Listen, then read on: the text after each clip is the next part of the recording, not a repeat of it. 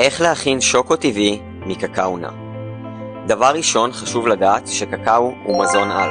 קקאו פותח את הלב ומשפר את זרימת הדם. הוא נוגד חמצון ומונע דלקות, ואפילו עוזר במניעת סרטן. כשאתם שותים אותו, שימו לב לתחושה באזור החזה, ולזה שבאופן טבעי מצב הרוח ישר משתפר והולך חיוך על הפנים. הוא גורם לשחרור של הורמוני שמחה ומונע דיכאון. אז איך מכינים קקאו?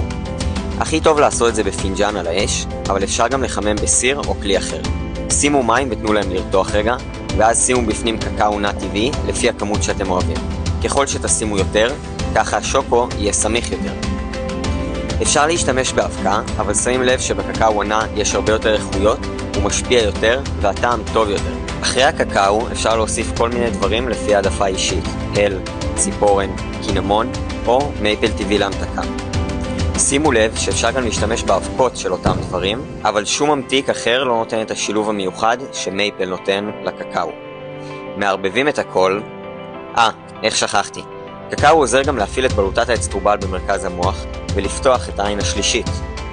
תנסו את המתכון, מומלץ לשתות אותו פעם בבוקר ופעם בערב, ואל תגזימו עם המייפל,